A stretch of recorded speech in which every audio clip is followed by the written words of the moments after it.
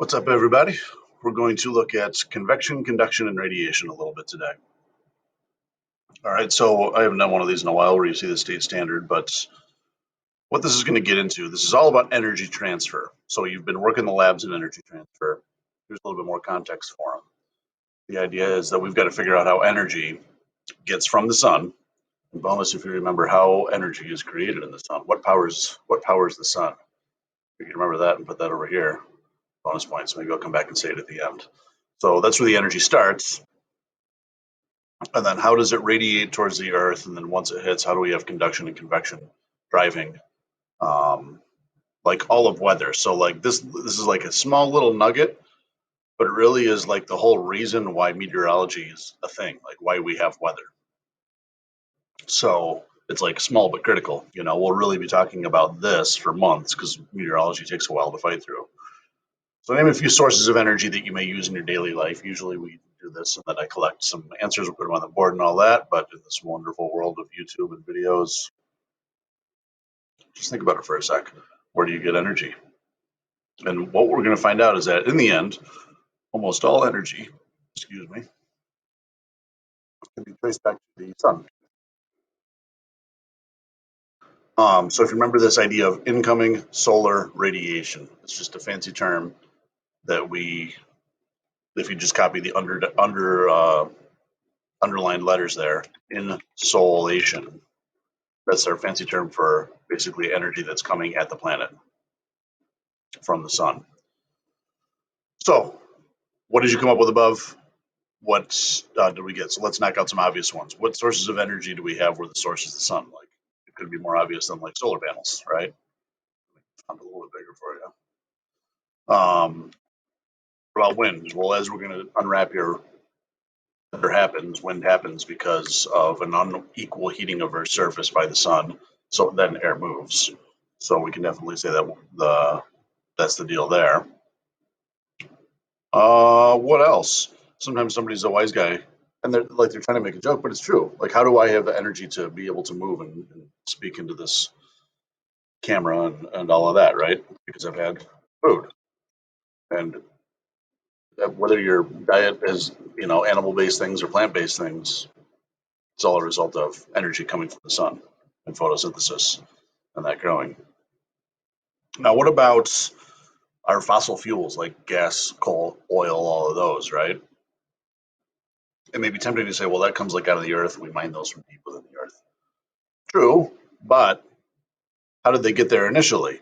Those are just like plant remains that have been fossilized, and the energy from those plant remains then is a source that then we can go mine.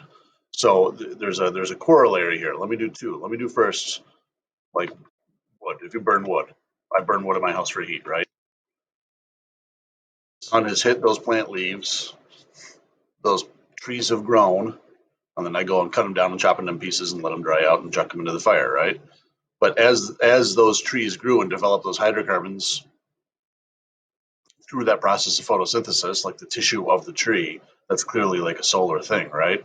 If we go fossil fuels, it really is this. It's the same process. It's just that that tree didn't exist here in my lifetime. Those trees existed hundreds of millions of years ago. But in a very sincere way, it's really the same thing. Now, once we start to unwrap how climate change and global warming works, as much as it's the same thing, it's very, very different in that context because this wood that grew in my yard that I chopped up took carbon out of the atmosphere in the present day, again, my lifetime, released it once I burned it. If we do that with a fossil fuel, that took carbon out of the atmosphere hundreds of millions of years ago, sequestered it within the earth, and now we're burning it and releasing that CO2. So if we're doing both of those simultaneously, it's going to produce more CO2 in the atmosphere, and that's going to be a thing we have to concern ourselves with. What else? The only ones we can ever really come up with over here, plants. Those are using things that are found within the earth and fission of radioactive materials. If you know anything about geothermal, particularly Like there's something you can do where you just run pipes and kind of run a coil in your yard and it works.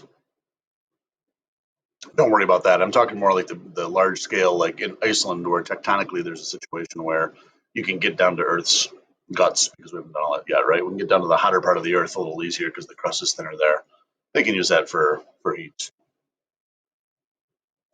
Oh, probably skipping some, but like the idea really is that sun sitting right next to our planet is a critical source of energy. And where did that energy come from? Who remembers? We'll go do it now.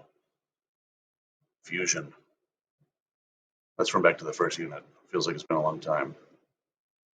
So fusion within the sun, hydrogen to helium, releases energy, and that's what is really powers everything.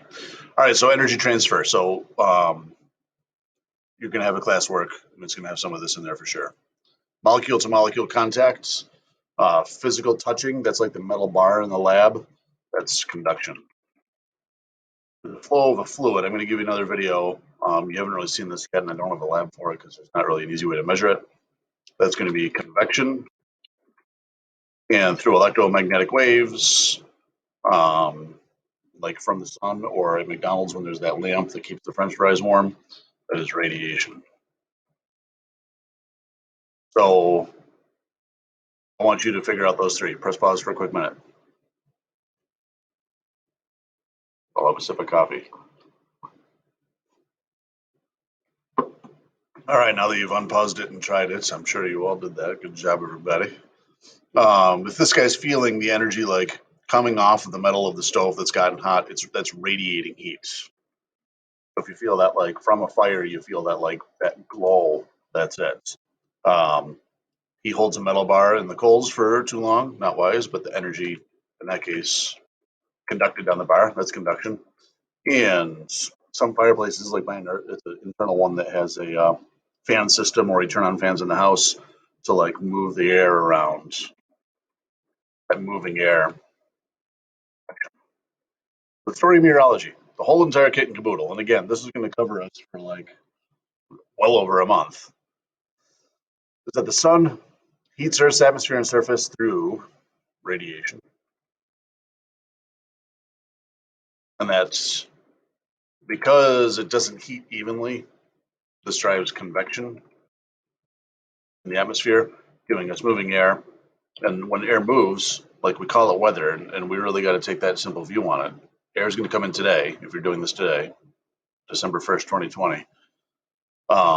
We've had warm, kind of rainy south breezes, so weather's coming out of the south, and it's been a little bit warm and rainy. Today, it's going to shift to where the wind's coming out of Canada, right down over us, and you're going to see it's well, what's it like in Canada? You're going to see it basically turn to Canadian weather today because of this idea of convection with the atmosphere. You're going to see cold air blowing in. We'll have breezes out of the northwest, and it will be chilly and should lead to some snow. Not enough snow to close us down, but snow nonetheless. All right, I think what I'll do is pump the brakes there, hit pause. I'm going to hit stop, and then because there's a kind of an order I want to go in here. So we are going to do the rest of these, but that'll be the end of this video. You'll check something else out first. Thanks for tuning in. We'll see you soon.